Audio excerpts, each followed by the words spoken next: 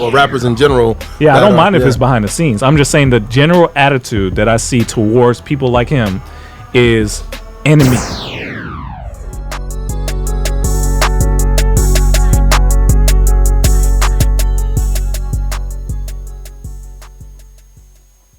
What's up, y'all? This your boy Thizzle. You know what it is, man. I'm in the field with the Trackstarz. Yeah, back in the field with the Trackstarz. Ryan Righteous, Sean Tanner, DJ Jeremiah. Make sure you go to trackstarz.com for all the latest so you can keep up with all the cool things we're doing. I got some new sites that we just launched off of the Trackstarz page. The Leak site, if you're an artist, that's where you can send in your music to get exposure. And then we're still working on the brand site. So if you're a business or an artist or just a person that wants to improve their brand identity and get their stuff out there, holler at us for that stuff too. Yeah. All right, so today we wanted to take a moment. I don't think people would expect us to talk about this, but I think it's actually important for us to talk about. I want to talk about XXXTentacion's death, or XXX, some people call him. I think it's important for us. Yeah. It's important for us to pause and talk about it because I feel like it impacted a lot of people. Yeah. And the thing that stood out to me when I found out that he died, first of all, he's from where I'm from. He's from Broward County, South Florida. That meant a lot to me, just being like, wow, like Pompano Beach was like 10, 20 minutes from where I lived. Wow. So, and he actually was born where Andrew was born, in Plantation, Florida. Oh, wow. So like that was just like, wow, this like feels like somebody I would have known in school. So that hit me a little bit, but what hit me the most was that the kid seemed like he was trying to change towards the end of his life. Yeah. It seemed like what he got killed for had nothing to do with what his previous he had a lot of antics that he did online. Got a lot of fights and things like that, so people were kind of down on him. He has a little bit of a past that people were down on him about, but it seemed like he was trying to change, right? So it just hurt me that somebody like this who has so much dealt with depression, mental health issues, suicidal thoughts, I just feel like what came out of that for me was I feel like we had no impact on this kid. And it kind of disappointed me that CHH had as far as I know, had no impact on this kid. Now, I don't know if Lecrae and all those kind of people who are deeper into the industry had any contact with him. But I'm like, if what we do doesn't help kids like that who are crying for help, This isn't a macho dude that's like, yo, I don't need no. Like, this is a person that said, I am having trouble. And what we do had no intersection with him whatsoever. And kids like him, if we're not reaching kids like that, then I feel like we're wasting our time here. Do you think that was part of I don't want to say act, but that was part of him as a person, like people loved him because he was so troublesome, or like you get what I mean? Like I think what what I hear out of Christian hip hop, especially with people like NF, is that music is so dark, it's so depressing, it's so such and such. But there's a lot of people that are depressed. Yeah. Right? Yeah. So even if you don't feel like that music helped anybody, it just made it worse or whatever, people still like to know that somebody identifies with it. Yeah. Somebody understands what I feel like. And just the understanding that somebody else gets me helps. Yeah. And if we're not willing to go there, then I think we're missing a lot of people. We're missing a lot of people who are currently depressed, currently down, currently not feeling like the best, right? Not the most popular, not the whatevers. And we have no impact on those kids. Like, I just feel like we're missing something. We're missing something. Yeah, and I agree with what you're saying. I think we are missing I think we have to identify who those kids are. And I think because sometimes kids can mask that, like if you're dealing with suicidal thoughts, or you're dealing with depression, or you're dealing with a lot of stuff, sometimes people just mask it, especially if you're in a church environment, or you're in, you know what I mean, or like if you're out and about and you're with somebody who is a Christian or whatever, you don't want to tell them experience, like, yo, I'm dealing with this, man, it's very heavy on my heart and stuff like that. So I think at times we have to look beyond the mask if we can, you know what I mean? Like if you know man, something ain't right with old boy, or something ain't right with her, I need to talk to her about this. Something ain't right. God is putting it on my heart that something ain't right. You know what I mean? I just feel like we're kind of really hands off with people like X.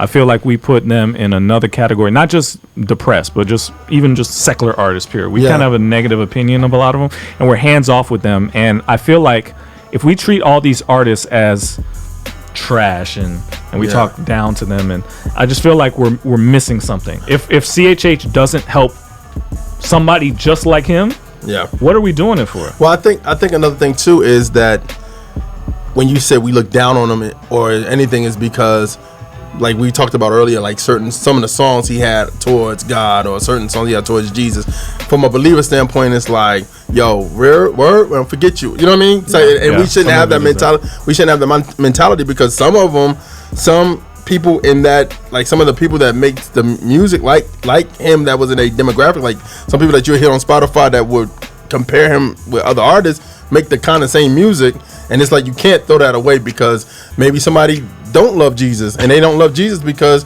maybe their life was horrible, like Ashley was telling us on our call. And to me, you know how I am. If somebody's talking about God in that way, you know too much. You gave yourself up. Now I know what to talk to you about. You see what I'm saying? So that should be a welcome mat, not a turn away. You know what I'm saying? So even if they're using God in the wrong way, or they're saying blasphemous stuff, you are now allowed. You basically put a sign over your head that says, "Oh, you're willing to talk about things like this." Some people aren't. You said you are, because you talked about Jesus. You mentioned godly things. Even if it may be from the other side, I know I can now talk to you about this. That's how I would see it. So there's something about it, the way it impacted the whole hip hop community, the way it impacted his fans.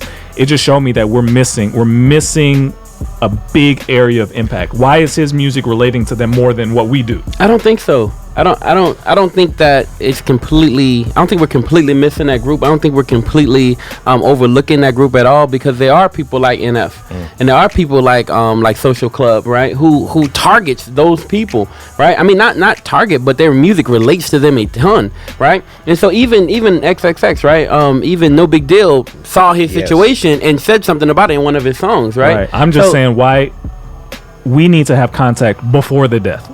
Right, but at the same time, he's 20, and at the moment, you know, everybody believes there's extra days or there's more time, right? And so even if he was impacted and starting to be impacted, right? It's not that we just completely, Joey Jewish as well, right? It's not that we completely look over those people at all. You know what I mean? Because there's a whole community of those people. Actually, a lot of people listen to Trackstarz are maybe in that same situation. We look for those people, we target them, but at the same time, you believe that the change will come, right? That says something a little bit different to me. It says that there's an urgency that needs to take place. The change needs to be urgent. You know what I feel? I feel like CHH says, we don't mind impacting that fan, but the artist, screw you. If you rap about this, you are now untouchable. I don't want to talk to you. You are now the enemy. So you think we look at people like let's say the Migos or something like that, or like see them as enemies. Like this guys, right? And we see them as, you know, not you. No, I don't think so. Yeah, I think it's different. I think if the Migos are reachable, because for like last week we did XXL cover, the people on the XX freshmen. And we talked about this on the call. I was like, some of them are like XXXTentacion.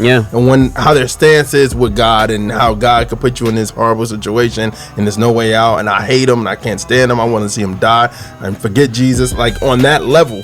So for somebody like the Migos, that's like, thank God, thank you, Lord, thank you for, like, I'm flossing and everything. It's more probably to a CHH artist, probably like, okay, I could reach him more than somebody who is saying blasphemous things about God. So you look at a 6ix9ine and you say, yo, we're not you, we straight on you.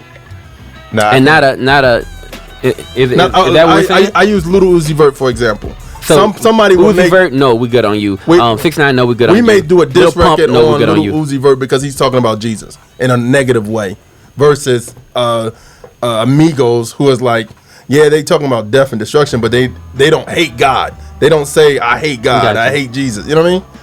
I think it's a little bit different, because Will Fonch, he's now in the CHH like Christian rap, but he's in the Christian poetry side, and he had contact with X. So I don't think that we're not having contact with him. I think that we are not doing ministry in those spaces. We're doing more industry. So everyone's cool with doing a song, but they won't be cool with doing prayer. So I think what the objective in those spaces is what's making the difference, because you see like the format of depression music, right? You have Eminem getting big off of depression music. You see NF getting big off of depression music. But that type of music versus like transparent and like vulnerable music, you have Social Club and you have No Big Deal, where misery is not longing for company, because that's all they're providing. They're just providing more misery, more depression, and that's what people are relating off of. But No Big Deal or Social Club, they give the answer. This is Jesus. Right. And so oftentimes people don't want the answer. They just want to be in that place. So I don't think that we're actively engaging the culture when we're afraid to give the answer, and we more want to just vent symptoms, because that's what X music was. All his music was venting, and people relate. You're like, yo, because I want to vent too. The answer. He didn't know the answer. So my thing is that we're hearing this kid vent this stuff. We know what the answer to his pain is, and I don't see any public love towards X from the church. I didn't see that. And I'm just wondering. No Big Deal thing where that's after. I'm talking about before. I think he wrote that before. What? I think he wrote the song before the death. I don't know what you're talking about then. But it's love public. Like, if I'm doing ministry behind the scenes, why it has to be like a public display? It doesn't have to be. I'm just saying the public display has been against, not for. You talking about the church towards in public. These type of rappers or rappers in general? Yeah, I don't mind if it's behind the scenes. I'm just saying the general attitude that I see towards people like him is enemy. Yeah. I mean, just read our comments on our videos for the last couple of weeks. It's been you know what I mean? It's negative, and I just want us to be like, man, if what we do doesn't help a kid like that, then like we're missing something. Yeah. We're missing something. I think it's a taboo in the church. It's like, oh, I will go to church with my friends, and I'll go do church stuff with my friends. But then you see somebody like Lil Uzi, or you see somebody that does everything to oppose God, and you're like, nah, like that goes against God's will. Like, he's saying it, so I'm just stay away in my little church sphere. But like you said, like, we need to comment, we need to go to him, go enter his world like he's entering our culture. Like, look, yeah, it sucks that you're going through this. Yeah, like, I understand where you're coming from, but there is an answer, and it's Jesus. Like, Jesus doesn't always mean like, let me preach John 13 whatever to you. It's also like, man, I feel you where you're coming from. It sucks. I've been through that myself. So let's see how to get past this and move forward. It's not just like meeting them. It's not just like what God does for us. He doesn't just like keep us there, but he moves us on, but he also is like, yo, I understand where you're at. Yeah. So he keeps us moving forward, but he's also like, yo, I'm meeting you where you are, but like, let's push you forward. Yeah. It's uncomfortable and it's unpopular, but that's something we have to kind of break out of. You know what I mean? Yeah. And are we discounting like personal choice? So we're assuming that if he would have been reached, he would have received. So what if he was reached and he rejected? It's possible. And that's fine. Mm-hmm. If he rejects it, then that's fine. Mm-hmm. I just want to make sure that we are considering. I just know, just from the people I hear and the comments I see, that when it comes to artists like that, it's stay away from me. Wrong, bad, get out of here. And that's fine. It is bad what they're doing, but I don't see any kind of like reach out of saying, X-Man, we love you, we understand how you feel. Like, I don't see the reach. I'm not seeing it. Yeah, until it's too late. That's basically what I'm seeing the opposite. Yeah, I'm seeing the opposite, and I want that to change. And I know people are scared to change that because they don't want to make it seem like they're approving of that lifestyle that he lived, or they're approving of his message. And that's always, to me, the Christian battle is, how do I show love without approval? And I think people fail at that a lot because they're so afraid of showing approval that they put their fist out to be like, see, I'm against this, you know what I mean? And it's like, but what about the guy you're punching? Like, you don't care about him at all? I don't know. That's just what I'm saying. I think another thing too is I think that the whole depression piece is something that sooner or later the church, or mental illness, the church is going to have to talk about that, like a pulpit, a panel, like, because it's mad depressed people in churches. A lot of depressed people, and they just don't know because they looking down. People looking down at them like, "Well, you got Jesus. What you doing?" Like, no, they need to talk. They need to have that conversation. Some people need to speak to somebody where they can, if they feel like I could pray and I feel good, but then I leave my house and then it hits me again, or I feel a certain type of way. You know what I mean? I feel like, you know, people just don't understand what I'm going through right now, and I need somebody to talk to. But it's like, oh, brother, I know who you are. You like it's over mask, and I think at the same time you got to look past the mask. I would say that, and I think that even for him, like, so many people in his life, even his family members, like, did they speak to him? Like, that's another thing. Like, did his family, did his mom really like have that conversation? Like, son, what's going on? What, you know what I mean? Or anybody in his life that really, like, genuinely loved him. Like, you know, I hear what you're creating, but are you okay? Like, is something wrong? But again, what's interesting about the situation? He didn't die from none of what we're talking about. Yeah, yeah. Right. So I mean, it's kind of seems like. Do you think him talking about it, like he had that Tupac in him where it was like, I'm gonna die soon, because all his posts, I'm like, everything I'm looking back even at the morning of, it was like, if I die, sacrifice it. Like, did he really speak that, quote unquote, into existence of somebody doing that? You like, no. Nah. I mean, that's just that's kind of secretish. I know it says death is in the power of the tongue, but I don't know if it means if you say something you're gonna die, like you can make yourself die if you say. No, but I mean, like, if it's and this is something else. I was saying mantra, where people say you say something over and over and you start believing, but that's not. That's kind of metaphysical. Yeah. It's not Jesus at all. Yeah. But I think what I'm saying is just that, like speak life. That's why we do Christian hip hop, because we say we want our story to speak life into somebody's death where they are. If they're in a dark place, we want them to bring them to the light.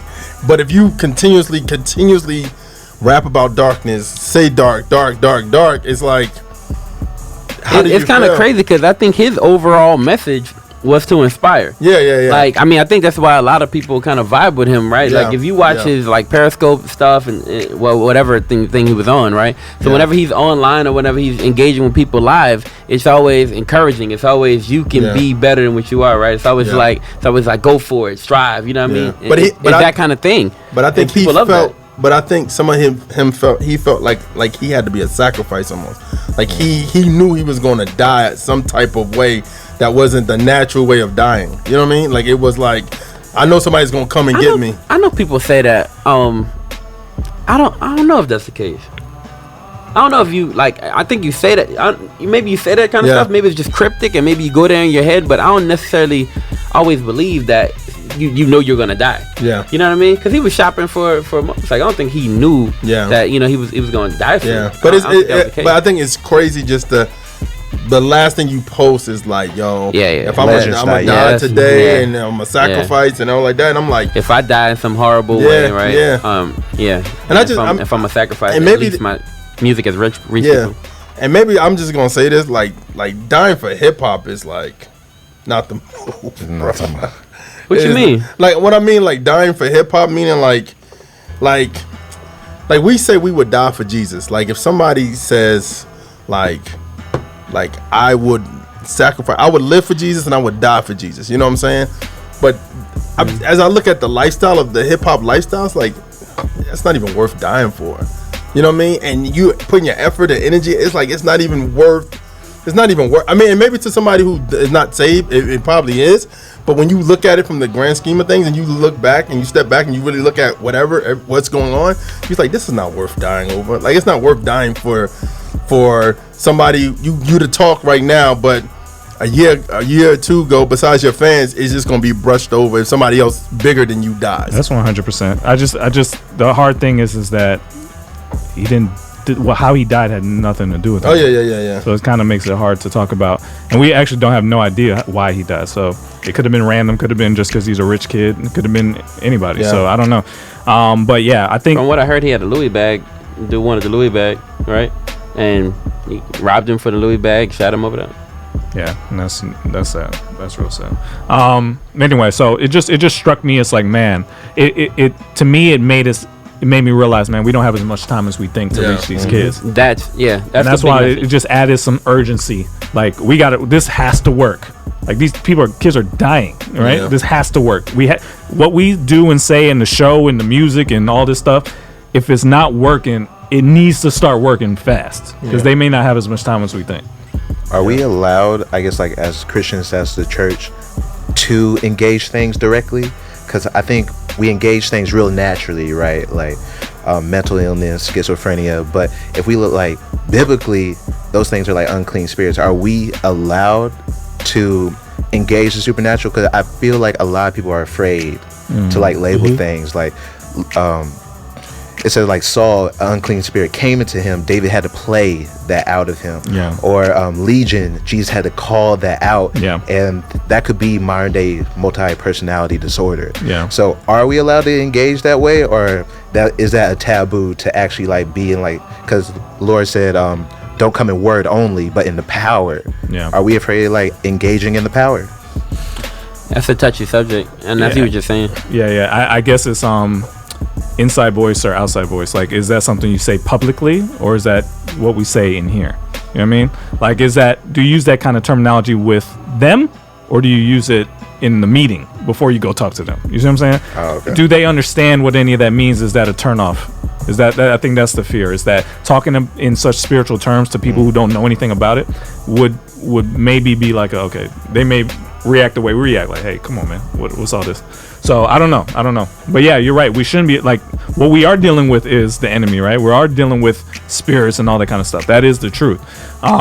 It's just, how do we speak about it publicly in front of people who don't know anything about what we're talking about? I think in this, we're gonna close out, but I think we should do a topic on the new generation, on how they like embracing the enemy more than they're embracing God.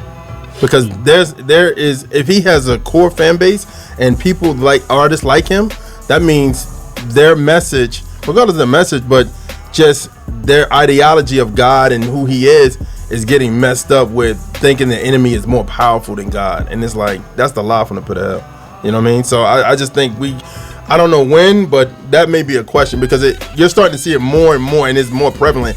Like back in the day, it was like, did he say what he just said? Or now it's like, it is what it is. You know what I mean? So, I mean, that's maybe a conversation we could have, or a topic at one time. He was... Oh, go ahead. Okay, let's get back into it. You in the field with the track stars, Ryan Righteous, Sean Tanner, DJ Jeremiah. Let go! Hey guys, Miracle here. Thank you so much for watching that episode. Make sure you go below, like it, subscribe, click the bell, and make sure you follow us on all forms of our social media. Also, check out our website and be sure you spread the word. We'll see you next time. We know not what we doing. Screw that, they know, let them have it, do it. Okay, I'm erratic, prove it. Never mind, got a mind that'll wind up with me in a lineup behind bars with these bars. Okay, my time's up. Team Freedom. Yeah. We not through yet. All right. Trackstarz Music presents. Turn my volume up, turn me off.